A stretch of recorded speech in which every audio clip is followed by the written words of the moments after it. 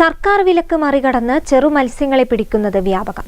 മത്സ്യസമ്പത്തിന് ആഘാതമാകുന്ന കാരണത്താലാണ് ചെറുമത്സ്യവേട്ടയ്ക്ക് വിലക്ക് ഏർപ്പെടുത്തിയത്. നിരോധിത വല ഉപയോഗിച്ച് നടത്തുന്ന മത്സ്യബന്ധനം മത്സ്യസമ്പത്തിന് തന്നെ ഭീഷണിയാവുകയാണ്. വളർച്ചയെത്താത്ത മത്തി, അയല, മുള്ളൻ, മാന്തൾ, ചൂട തുടങ്ങിയവയാണ് ജില്ലയിലെ മത്സ്യ മാർക്കറ്റുകളിൽ സുലഭമായി വിൽക്കുന്നത്.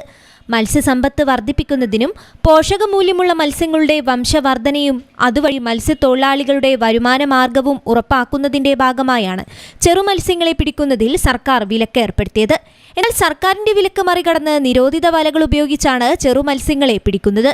ഇത് പരമ്പരാഗത മത്സ്യബന്ധന വള്ളങ്ങൾക്കും വലിയ ഭീഷണിയാവുകയാണ്. സംസ്ഥാന കടൽ മത്സ്യബന്ധന നിയന്ത്രണ നിയമപ്രകാരം 58 ഇനം വാണിജ്യ പ്രാധാന്യമുള്ള മത്സ്യങ്ങളെ പിടിക്കുന്നതിൽ വലിപ്പ നിയന്ത്രണങ്ങളുണ്ട്. മത്തി 10 സെന്റിമീറ്റർ, മാന്തൾ 9, പൂവാലൻ 6, അയല, പുയ്യാപ്ലക്കോര, ചെമ്മീൻ, ചൂര ഈ വിധത്തിൽ നിശ്ചിത വലുപ്പമെത്താത്ത മത്സ്യങ്ങളെ പിടികൂടാൻ പാടില്ല.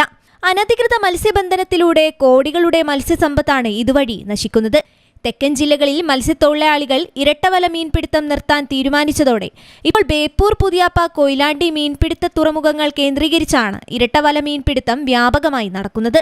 ഭക്ഷ്യയോഗ്യമല്ലാത്ത കടൽ ജീവികളും പലപ്പോഴും മത്സ്യങ്ങളുടെ കൂടെ എത്തുമ്പോൾ അവ കാലിത്തീറ്റ കമ്പനിയിലേക്കാണ് അയക്കുന്നത്. ഇതുവഴി വൻ ലാഭം കൊയ്യാനും കഴിയുന്നു. News bureau, Kozhikode.